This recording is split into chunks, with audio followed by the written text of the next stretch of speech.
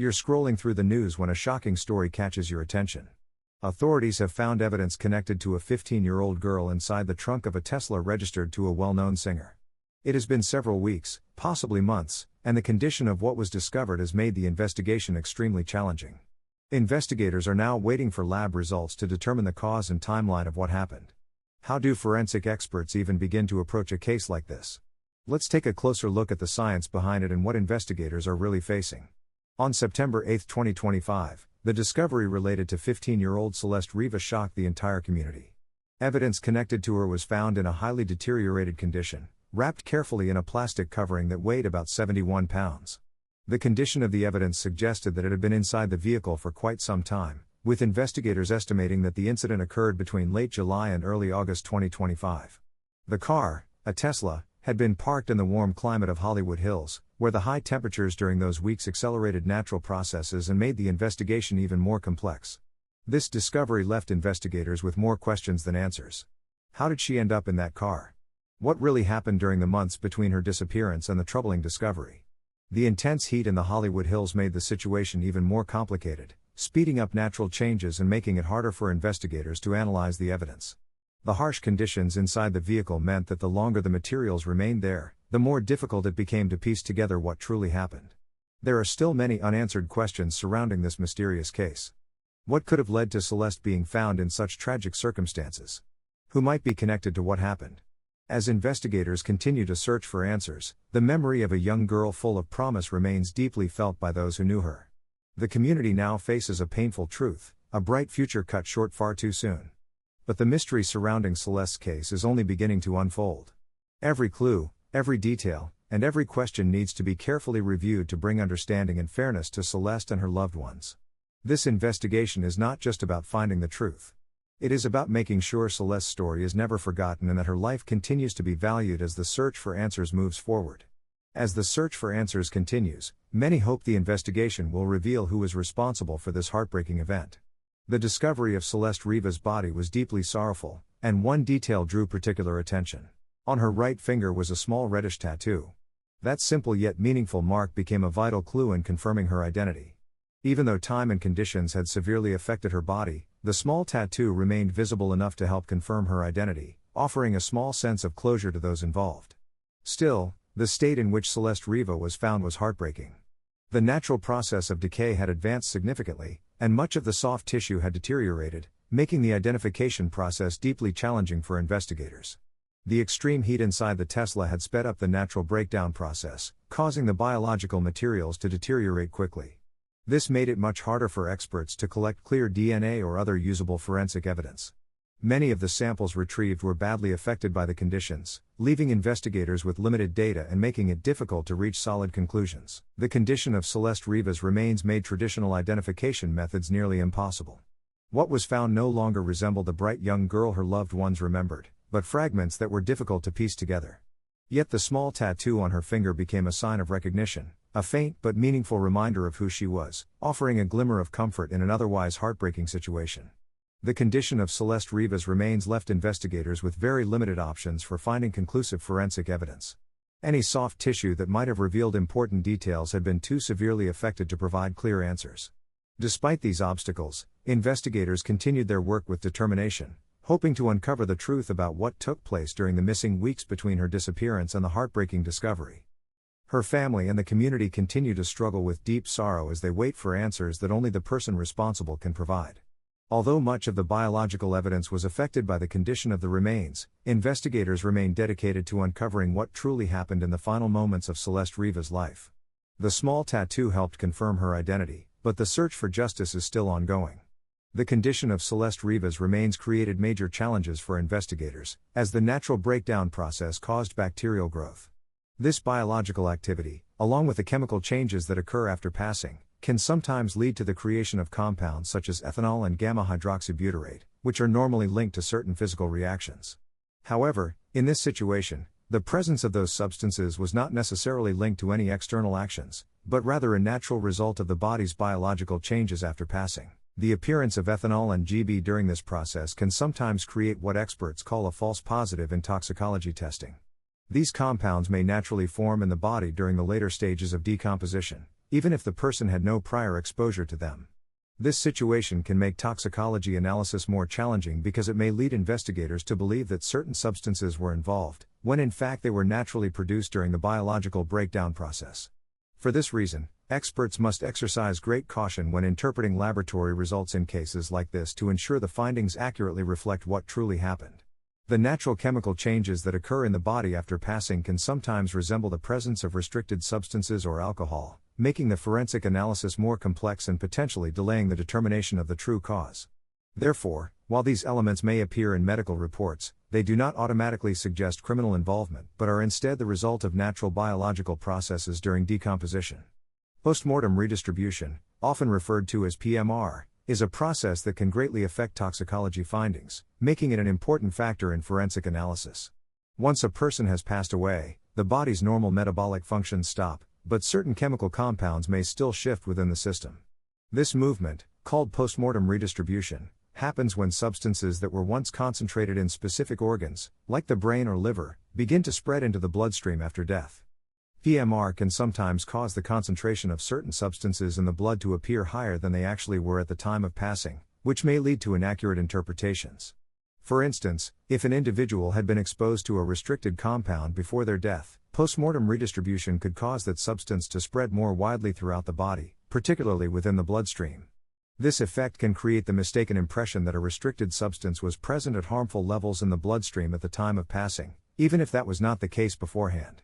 In certain situations, PMR may also lead to incorrect assumptions that a person was under the influence of such substances, when in truth, the readings are simply a result of natural postmortem chemical movement within the body. This phenomenon makes it more difficult to interpret toxicology reports accurately, and forensic specialists must take PMR into careful consideration when evaluating the presence of alcohol or restricted substances in the blood to prevent incorrect conclusions about the cause. Recognizing and understanding postmortem redistribution is essential to achieving accurate and reliable forensic findings. Forensic specialists confirmed that the soft tissues and internal organs of Celeste Rivas' body were no longer suitable for toxicology testing due to prolonged exposure to intense heat.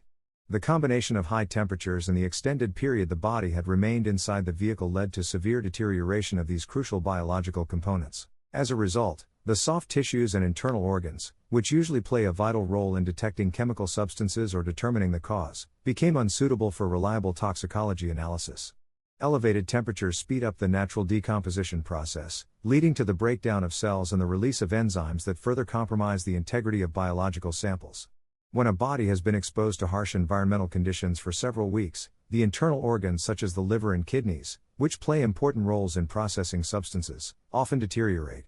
This damage makes it very difficult for forensic specialists to collect reliable samples for laboratory analysis. Prolonged exposure to heat can also speed up the natural process of postmortem redistribution, where substances inside the body move between tissues and the bloodstream. This can lead to misleading results during toxicology testing. Because of this, investigators must rely on other methods of examination, as the usual toxicological indicators may no longer provide dependable information. The lack of usable samples greatly limits the forensic investigation, making it challenging to determine whether any substances were involved in the person's death. In forensic analysis, the quality and source of blood samples are essential for accurate results. To reduce the risk of redistribution and contamination, experts usually collect blood from peripheral areas such as the arm or thigh, which are less affected by internal changes after death. This is because peripheral blood is less affected by postmortem redistribution compared to blood taken from other parts of the body such as the heart, where certain substances may have shifted due to natural decomposition. Using peripheral blood helps reduce the chance of inaccurate results that could occur when substances or chemicals move after death. However, when peripheral blood is not available due to the condition of the body or other factors, investigators may need to use alternative sources. In such cases, forensic experts might collect blood from the heart, which, although somewhat affected by redistribution, can still provide useful information. In more extreme situations where no blood can be collected through regular means, experts may use a technique called spleen squeeze, which involves carefully pressing the spleen to obtain a small amount of blood. This method is less reliable because of the higher risk of contamination. In the case of Celeste Rivas, the state of her remains presented specific challenges. Due to the advanced stage of decomposition and exposure to intense heat, there was a significant risk that her blood had either solidified or been compromised by bacterial activity, making accurate analysis very difficult. Decomposition speeds up the breakdown of blood, which can cause clotting or allow bacterial growth that lowers the quality of the samples. These factors make it challenging for forensic specialists to collect reliable blood samples, which are essential for accurate toxicology testing. As a result, investigators face difficulties in determining the exact cause of death, especially when identifying any substances that may have been present in the person's system at the time. The vitreous humor, a clear gel-like fluid found inside the eye, is often a valuable alternative in forensic investigations, particularly when the body has reached an advanced stage of decomposition. Forensic experts usually collect about 2 to 3 milliliters of vitreous humor because it remains more stable than blood, making it a dependable option when other biological samples have been affected by decomposition. Unlike blood, which can easily clot or become contaminated, vitreous humor is less sensitive to postmortem changes, including those caused by temperature and time. This fluid can be tested for various substances such as alcohol, potassium levels, and other chemical compounds, making it an important source of information for toxicological analysis. The presence of alcohol or certain substances in the vitreous humor can provide valuable insight into the cause of death, as these compounds tend to remain in the eye for a longer period than in the bloodstream.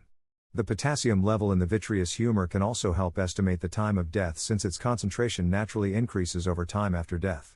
This makes vitreous humor a dependable sample for determining both the presence of toxins and the estimated time of death, especially in situations where other biological materials have been damaged by decomposition. In the case of Celeste Rivas, where the body had been exposed to high temperatures and significant decomposition, the vitreous humor served as an essential source of information. However, despite its stability, it is important to understand that vitreous humor also has limitations. The results obtained from it must be carefully analyzed together with other available evidence. The liver is another key organ in forensic studies, particularly when examining whether any substances may have built up in the body prior to death. Forensic specialists usually collect around 50 to 100 grams of liver tissue for analysis, as the liver is a key organ responsible for processing and storing many compounds.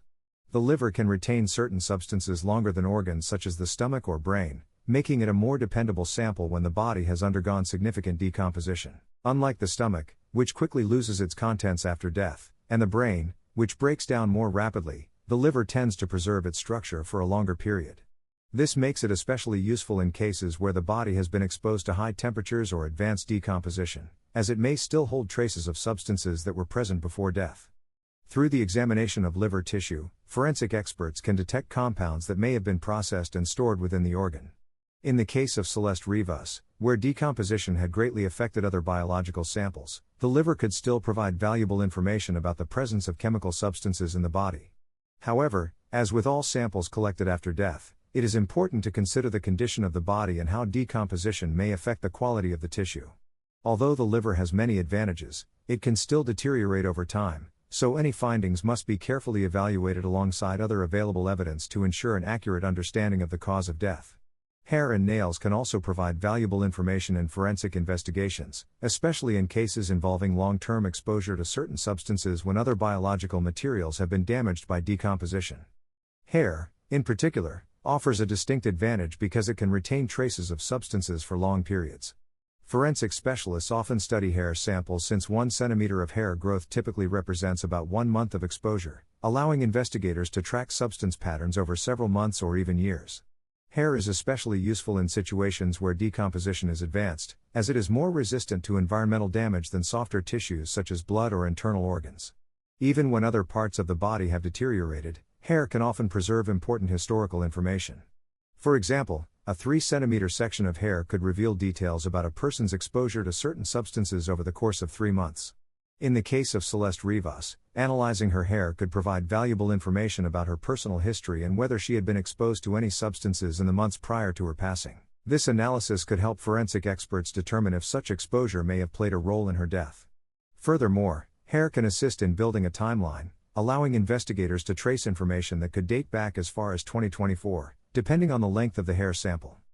Nails, similar to hair, can also retain traces of various substances over time and may reveal the presence of chemical compounds or materials that are no longer detectable in other biological samples. For this reason, both hair and nails serve as stable and reliable evidence, even when decomposition has affected other parts of the body. Bone marrow is another important material used in forensic analysis, especially in situations where soft tissues have deteriorated beyond recovery. When more common samples such as blood or organs are no longer usable, bone marrow can still offer valuable insights into the body's exposure to certain elements. Forensic specialists often rely on bone marrow because it can preserve traces of substances for extended periods, particularly heavy metals or compounds that tend to accumulate within the body. The advantage of bone marrow is that it can maintain its structure longer than soft tissues, making it especially valuable in postmortem toxicology when the body has undergone significant decomposition. Bone marrow can be analyzed to detect the presence of heavy metals such as lead or mercury, as well as other compounds that may have been absorbed by the body over an extended period. However, bone marrow is less effective in detecting short-term exposure or high concentrations of substances that may have been present in the body immediately before death. This limitation makes it less suitable for identifying recent or sudden toxic exposure.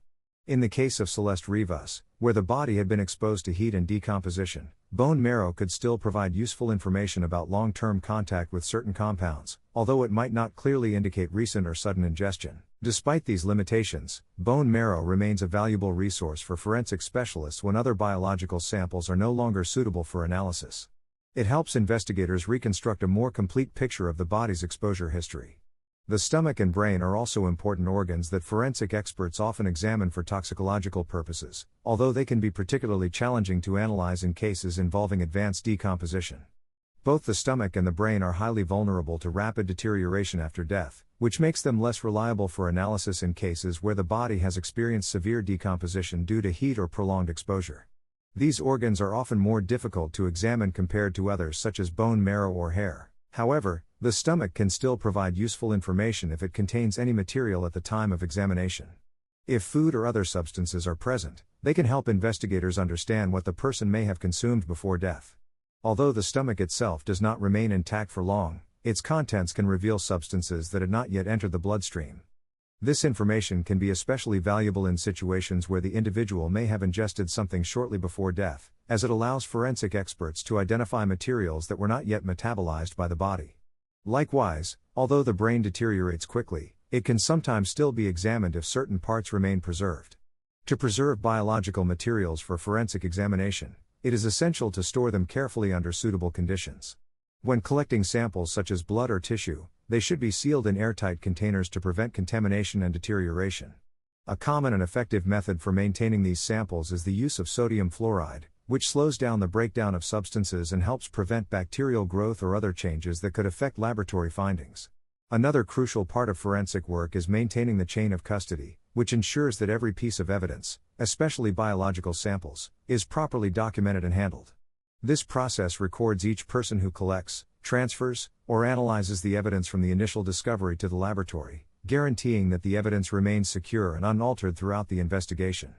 This process is vital to prevent contamination, tampering, or any changes to the evidence that could affect the accuracy of the investigation. Forensic specialists must follow precise procedures when handling evidence to ensure that every action is properly recorded. This includes noting the exact time and date the evidence was collected, listing the names of everyone who handled it, and documenting the conditions under which it was stored and transported. By maintaining this detailed record, investigators create a continuous chain that ensures the authenticity and reliability of the evidence throughout the entire forensic process. The documentation must be comprehensive enough to address any potential questions regarding the credibility of the evidence, ensuring its validity in legal proceedings. When dealing with biological materials such as blood or tissue, maintaining a secure and continuous chain of custody is especially important to avoid contamination. Even a minor error, such as improper storage or mishandling, can compromise the integrity of the samples and lead to inaccurate results. This becomes particularly critical in cases like Celeste Rivas, where decomposition has already affected the condition of the body, making the preservation and handling of evidence even more sensitive. Preserving the evidence while preventing any form of contamination is essential to ensure accurate results. After the evidence is properly collected and secured, it is sent to an accredited laboratory for examination. In this case, the Los Angeles County Medical Examiner's Office, a certified and reputable forensic laboratory, is responsible for conducting the necessary analyses. The lab's certification confirms that it adheres to strict forensic protocols and maintains high professional standards in both the handling and testing of evidence, ensuring that the findings are accurate and trustworthy. In the case of Celeste Rivas, biological samples were collected between September 16 and September 23, 2025. These samples play a vital role in helping experts determine the cause of death and identify any substances that may have been present in her system. The case has been registered under case number FA 20254252 and is currently being reviewed by the relevant authorities. The chain of custody for all evidence has been carefully maintained, ensuring that each sample is properly documented and sent to certified laboratories for precise and reliable forensic analysis. The forensic examination of biological samples involves several key stages, beginning with an initial screening and progressing to more detailed testing. The process usually starts with a broad screening phase designed to detect a wide range of possible substances within the body. This step is essential for identifying the presence of common compounds such as certain medications, alcohol, or potentially harmful chemicals like cyanide or pesticides. The purpose of this stage is to narrow down which substances may have played a role in the individual's passing, providing direction for the next phase of the forensic investigation. One of the most widely used methods for initial screening is the enzyme-linked immunosorbent assay, or ELISA. This is a highly sensitive and specific laboratory technique that uses antibodies to identify the presence of particular compounds. ELISA is commonly used to detect various controlled substances, alcohol levels, and other toxins. It is valued for its speed and efficiency, making it a vital tool in the early stages of toxicological testing when analyzing blood, urine, or tissue samples. In addition to ELISA, gas chromatography, GC, is often employed as part of the screening process. GC is an advanced analytical technique used to separate and examine compounds found within complex mixtures, providing a deeper understanding of the substances present in a sample.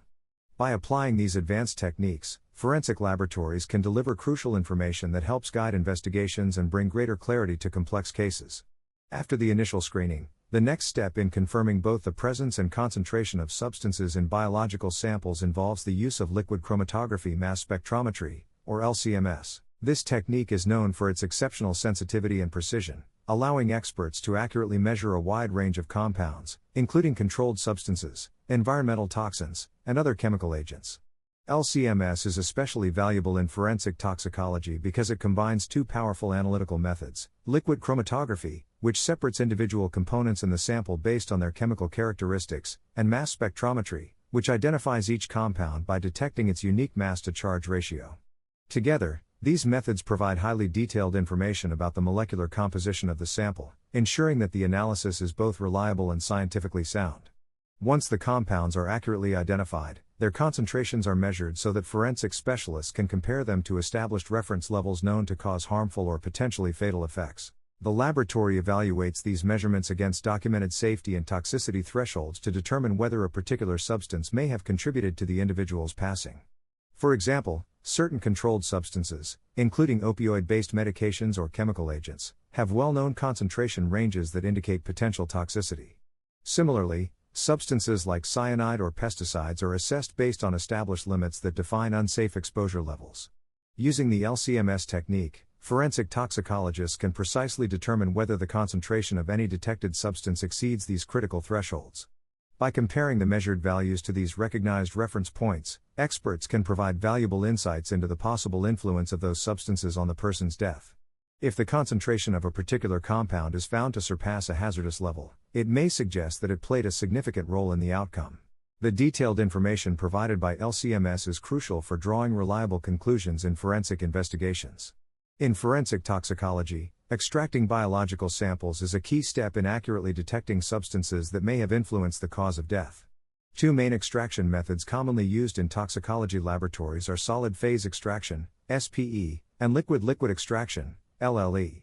These techniques are designed to separate specific compounds from complex biological materials such as blood, tissue, or other bodily fluids so that they can be analyzed using advanced methods like LCMS. Solid phase extraction is widely used because of its efficiency and precision in isolating chemical compounds from samples. In this method, the sample passes through a solid material, often made of silica, which selectively captures certain substances while allowing others to pass through. Once the desired compounds are captured, they are then released or washed out using a suitable solvent for further analysis. However, it is important to remember that extraction is only one step in the overall process of forensic toxicology. The results of laboratory analysis must always be interpreted within the wider context of the investigation, which includes findings from the scene and the medical examination. Information gathered from the case history and the scene can provide essential clues that help explain the laboratory results. For instance, if a certain controlled substance is found at high levels in the blood or tissue, and the scene reveals indicators of possible misuse, this would support the conclusion that the substance may have contributed directly to the cause of death. In another situation, if a toxic chemical such as cyanide is detected but there are no external signs of injury or misuse at the scene, experts will look for additional context, such as traces of harmful materials or other indicators of chemical exposure. The medical examination report can also help clarify whether the person showed signs of poisoning, such as internal damage or organ effects consistent with exposure to toxic substances.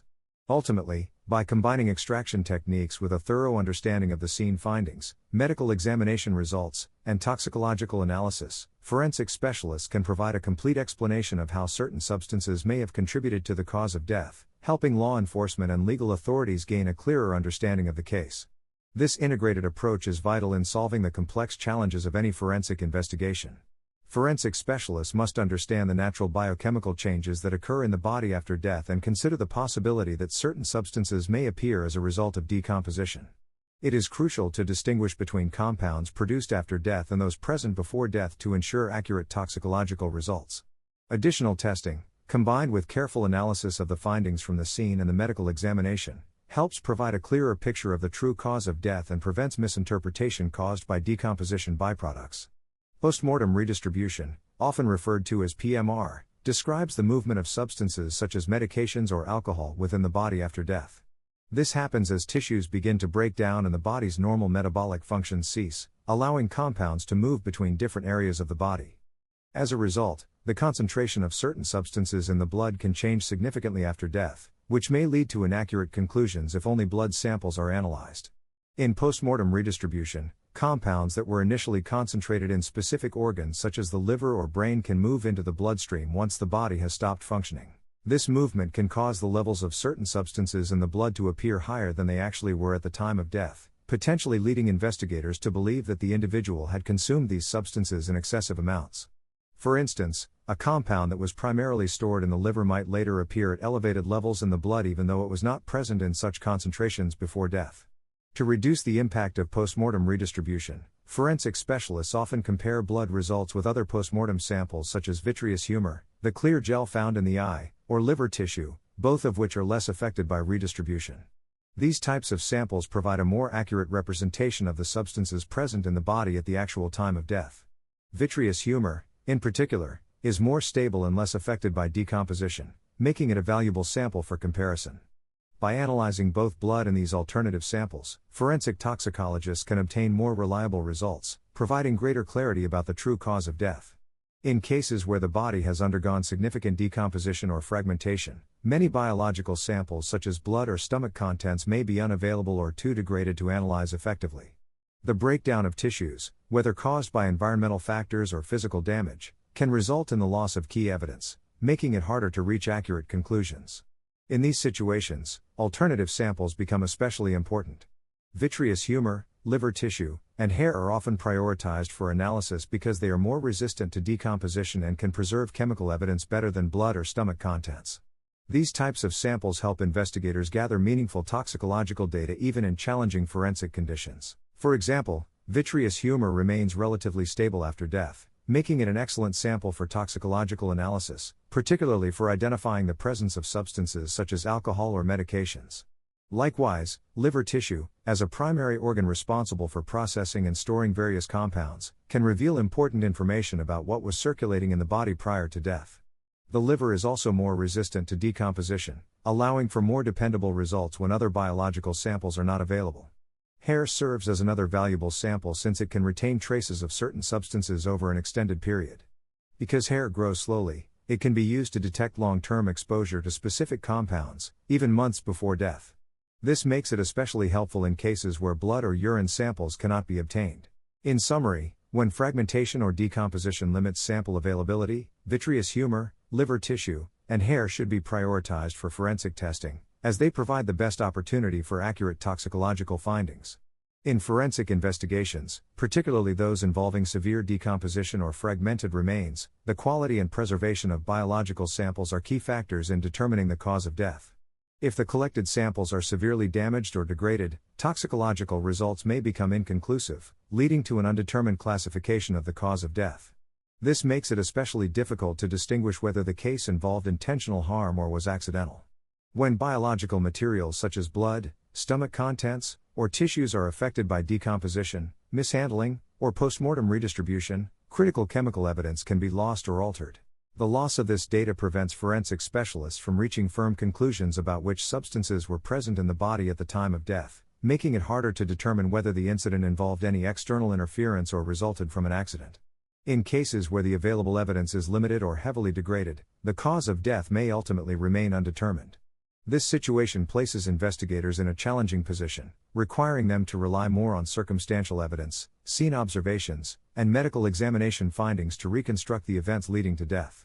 The absence of clear toxicological results makes it more difficult to distinguish between a deliberate act, where a harmful dose might have been administered, and an unintentional case, where the individual may have accidentally consumed a dangerous amount of a substance. Ultimately, when biological samples are compromised, the inability to clearly determine the cause of death highlights the critical importance of proper sample handling, secure storage, and thorough forensic examination. The official forensic report regarding the death of Celeste Rivas is still pending, with a final conclusion expected between late 2025 and early 2026. The delay is primarily due to the complexity of the case, including difficulties caused by sample degradation and decomposition. The forensic team continues to review and analyze all available evidence, including toxicology results and medical examination findings, to reach a reliable conclusion about the cause of death. The final report will clarify whether the case is classified as homicide, accidental death, or remains undetermined. A determination of homicide would indicate intentional harm or external involvement, while an accidental death would suggest unintentional exposure to a harmful substance. If the evidence remains inconclusive due to sample degradation or insufficient data, the cause of death may ultimately be listed as undetermined. Given the extent of decomposition and the difficulty in obtaining reliable biological samples, the final determination will depend largely on alternative testing methods such as the analysis of vitreous humor, liver tissue, and hair, along with the findings from the scene investigation. Until all these elements are carefully reviewed, the case remains open as forensic specialists continue working to uncover what truly happened. If substances such as fentanyl or methamphetamine are detected in the toxicology report, one possible conclusion could be an overdose. Both of these compounds are highly potent and can lead to fatal effects when taken in excessive amounts.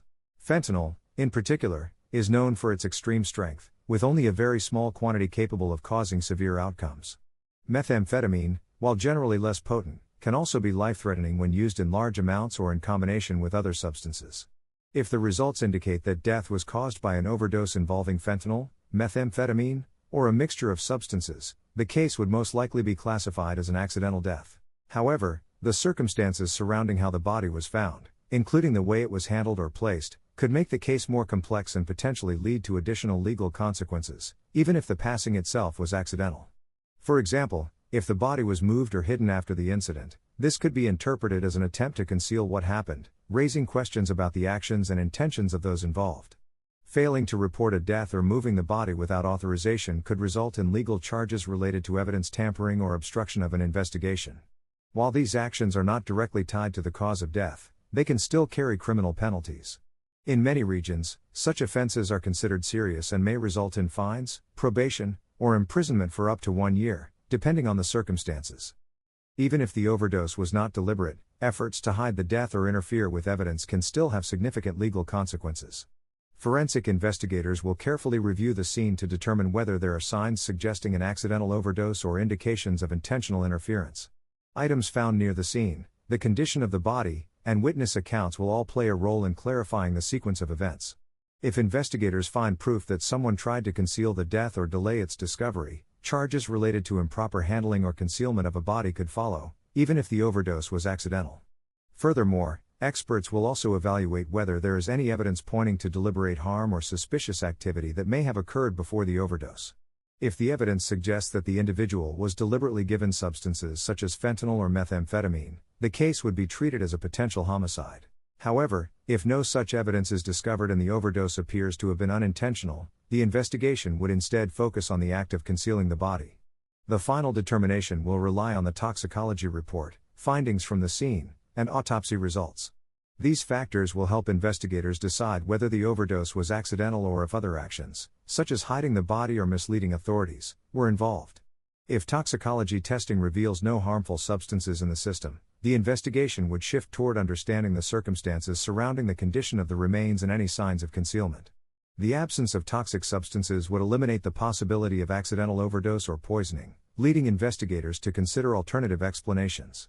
In this case, attention would focus on how the body was handled or disposed of and whether there were any indications of intentional concealment or unlawful activity. Efforts to hide a body, such as placing it in a location where it would be difficult to find or attempting to alter the scene, are critical factors in a forensic investigation.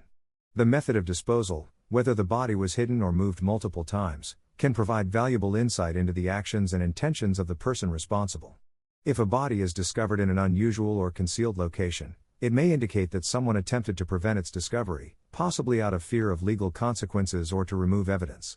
Investigators would review all available materials, including witness statements, surveillance footage, and physical evidence from the scene, to determine whether the concealment was intentional and to understand the sequence of events. They would also consider whether there were any signs suggesting that the individual had tried to escape or hide before death. In situations where the cause of death is not immediately clear, behavioral analysis becomes an important part of the investigation. Law enforcement would examine the relationships between the deceased and potential suspects, looking for any patterns of control, conflict, or motive that could provide further context to the case. For instance, factors such as a domestic conflict, financial dispute, or personal resentment could indicate possible foul play. Behavioral profiling may also reveal psychological patterns or past aggressive behavior among individuals connected to the victim, suggesting that they might have been capable of committing the act. If no toxic substances are detected and the death does not appear to be accidental, the investigation would then focus on the fragmentation of the body and any attempts to conceal the death. These circumstances could imply that the incident was intentional and that someone may have tried to hide their involvement. Through a combination of detailed examination of the remains, careful scene analysis, and behavioral profiling, forensic specialists and investigators can gradually piece together what happened, determining whether the case involves homicide, foul play, or another type of criminal act. In the ongoing investigation into the death of Celeste Rivas, data from a Tesla vehicle, including GPS tracking and footage from Sentry Mode cameras, is being closely analyzed to identify who accessed the vehicle's trunk where Celeste's remains were discovered. The Tesla vehicle, equipped with advanced features such as GPS tracking and real-time monitoring through Sentry Mode, provides investigators with key information to reconstruct the timeline and identify the person who accessed the trunk. These technological details are vital in narrowing down potential suspects and understanding the events leading up to the discovery. The GPS data is especially important, as it reveals the vehicle's exact locations at specific times, allowing investigators to trace its movements before and after the incident. This information can help determine whether the car remained parked for an extended period at a location connected to the case or if it was driven through areas such as the Hollywood Hills or other relevant sites. By analyzing this data, investigators can also identify whether the vehicle's movements align with known addresses or locations associated with individuals of interest. This helps establish an accurate timeline, offering clearer insights into how and when key events occurred. Tesla's Sentry Mode, an integrated security system with real-time video recording, can provide valuable footage that may reveal key moments in the investigation. If the car was parked with Sentry Mode active, it would have captured movements or individuals approaching or interacting with the vehicle. The footage could be vital in identifying who accessed the trunk or whether anyone behaved suspiciously near the car. This information may also help determine when Celeste's body was placed inside the vehicle or if it had been transported there earlier. In a surprising turn, investigators found the Tesla key fob in a storm drain near David's home in September 2025. This discovery is considered significant, as it may directly link David to the Tesla involved in the case and could offer important insight into the sequence of events. However, the discovery of the key fob has raised questions about its handling and possible contamination. Because it was found by a passerby before law enforcement was alerted, there is a chance it was touched by multiple people, which could affect the reliability of any forensic evidence. If the key fob was tampered with or left exposed before being collected, it could make it more difficult to trace its movements or confirm its connection to the Tesla. Investigators would likely examine whether any fingerprints or biological traces could still be recovered to identify who may have used or handled it prior to the discovery of Celeste's body. Although the chain of custody may have been compromised, finding the key in a storm drain near David's home remains an important lead. If confirmed to belong to the Tesla linked to the case, it would strongly suggest that the person responsible for placing Celeste's body in the car had direct access to the vehicle. Investigators are now working to determine whether David or anyone connected to him had access to or interacted with the vehicle, and whether the discovery of the key fob suggests the involvement of additional individuals. One significant detail in this case is that the Tesla was never reported missing, which rules out the possibility that it had been taken without permission. If the vehicle had been taken unlawfully, there would likely be an official report or clear evidence indicating unauthorized use. However, since no such report exists, it strongly implies that the car remained under the control of its rightful owner or someone who had legitimate access to it, potentially linking them to the case. This finding narrows the focus of the investigation to people who had authorized access to the car, such as David or those within his close circle. The lack of a missing vehicle report helps eliminate unnecessary theories about theft, allowing investigators to concentrate on understanding how the car became central to the ongoing investigation. Instead, the investigation now centers on identifying who had access to the Tesla and the reason it was used to transport Celeste Rivas's body. This significantly narrows the list of potential suspects, especially if the recovered Tesla key fob is confirmed to be linked to David or another person of interest connected to the vehicle.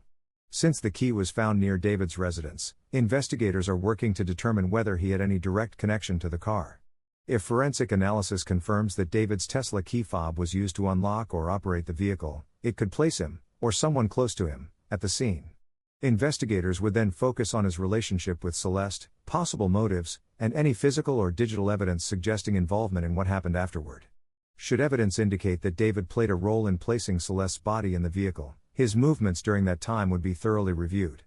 Investigators would compare his claimed whereabouts with GPS records from the Tesla and security footage from nearby areas to determine whether his account aligns with the established timeline. The primary goal of investigators is to establish a clear and verifiable timeline of events to determine whether David's actions are consistent with the evidence. They are also examining whether there was any past conflict or motive between David and Celeste Rivas that could explain her death. In addition, authorities are considering the possibility that others close to David may have been involved, especially if multiple individuals had access to the Tesla or its key fob. At this stage, forensic specialists and law enforcement continue to analyze all available materials, including the Tesla's electronic data, the recovered key fob, and evidence collected from the scene. Investigators are collaborating with Tesla's technical team to retrieve vehicle information such as driving records, surveillance footage, and sensor logs that could clarify the sequence of events before Celeste's body was found. Given that the key fob was discovered near David's home, investigators are closely reviewing his possible connection to the case. The next phase of the inquiry will likely focus on analyzing Tesla's camera and GPS data for additional leads, while also looking deeper into David's personal and professional background to establish motive and confirm whether he had any involvement in the incident. With the help of new evidence and advanced technology, investigators are gradually uncovering what happened to Celeste Rivas and identifying those who may have been involved in her death. The ongoing review of Tesla vehicle data, the recovered key fob, and witness accounts remains critical to moving the case forward. The toxicology report in Celeste Rivas's case is a key factor in determining the precise cause of her death. However, the severe decomposition of her remains has created major challenges for forensic specialists, making it difficult to obtain conclusive results and accurately classify the manner of death. The investigation is ongoing, with final findings expected by late 2025 or early 2026. This delay has left investigators facing uncertainty as the true cause of Celeste's death remains undetermined. The toxicology analysis will be essential in revealing whether substances such as alcohol, toxins, or other chemicals played a role in her death, a finding that will directly shape how the case is ultimately classified. Whether the case is classified as an accidental overdose, a homicide, or remains undetermined, decomposition introduces major challenges in toxicological analysis. As the body deteriorates, biological materials degrade, and chemicals that were once present may break down or change, making it difficult to obtain clear forensic results. When soft tissues decompose, samples such as blood, stomach contents, and internal organs often become too damaged to provide accurate data. This makes it harder to detect substances like opioids, methamphetamine, alcohol, or toxins that are commonly linked to overdose or poisoning cases. Despite these difficulties, forensic specialists continue to work carefully to obtain usable samples from more stable sources such as vitreous humor, the fluid inside the eye, as well as liver tissue and hair. These materials are more resistant to decomposition and are more likely to retain chemical traces that can help determine the true cause of death. If toxicology tests do not provide clear answers, or if the substances detected are not connected to the cause of death, the case may remain unresolved, adding more difficulty to the investigation. An undetermined case means that even after detailed examination, there is not enough evidence to confirm whether the death was accidental, intentional, or the result of other circumstances. When this happens, investigators must keep the case open, continuing to review possible explanations and individuals who might be connected. One element that already stands out in this case is the effort made to hide Celeste's body, which raises serious concerns. Regardless of whether her death is later ruled accidental, intentional, or inconclusive, the act of concealing her remains inside the Tesla suggests deliberate involvement by someone. Hiding a body is a serious offense on its own, and those responsible for this act could still face legal consequences, no matter the final determination of how Celeste died. If the death is ultimately ruled a homicide, anyone involved in hiding Celeste's body could face more serious legal consequences, including potential charges related to murder or being an accessory, depending on the extent of their role. If the case is determined to be an accidental overdose, those responsible for concealing the body could still face lesser charges, such as evidence tampering or obstruction, which may carry penalties of up to a year in custody depending on the jurisdiction. Regardless of how the death is classified, interfering with evidence or attempting to conceal information from law enforcement can lead to severe legal repercussions. At this stage, the toxicology report remains the most critical factor in determining the official classification of the case and guiding the next steps in the investigation. The results of this report, expected by late 2025 or early 2026, will likely shape the entire direction of the case. Although decomposition has posed major challenges in preserving evidence, the examination of vitreous humor, liver tissue, and hair continues to offer hope that important toxicological findings can still be obtained to bring clarity to Celeste's mysterious death. Once the final results are released, investigators will be able to determine whether Celeste's death was accidental, intentional, or remains undetermined. This conclusion will guide legal proceedings and any potential charges against those involved, especially individuals who may have hidden or tampered with evidence. The case remains under investigation, as forensic specialists continue to seek the truth behind Celeste Rivas' mysterious passing. However, the advanced state of decomposition and the concealment of her body inside the Tesla have made the process more challenging. The key question now is whether science and technology can reveal the truth or if the mystery will remain hidden. Tesla's onboard systems and biological samples have become central to understanding what happened between September 2024, when Celeste was last seen, and September 2025, when her body was found. The vehicle's GPS tracking and sentry mode can help reconstruct the car's movements and identify anyone who interacted with it. GPS data may show where the car was parked, for how long, and whether it was near areas connected to David or other key figures. Meanwhile, sentry mode footage could capture important moments, including any interaction with the trunk. When matched with GPS timestamps, this evidence could build a precise timeline of events and reveal who is responsible for concealing Celeste's remains. While Tesla data helps build a digital timeline, biological samples may reveal the cause of death. Toxicology tests on vitreous humor, liver tissue, and hair could detect the presence of substances such as alcohol, toxins, or drugs that were in Celeste's system before she died. The vitreous humor is often the most reliable sample, being less affected by decomposition, while the liver may still hold traces of chemicals and the hair can reveal long-term substance exposure. Together, these samples could confirm or rule out causes such as overdose or poisoning. Yet, unless the results are conclusive, the truth may remain obscured. As investigators analyze Tesla data and toxicology reports, the events between Celeste's disappearance and discovery may finally come into focus, or remain a haunting mystery hidden within the trunk's shadow.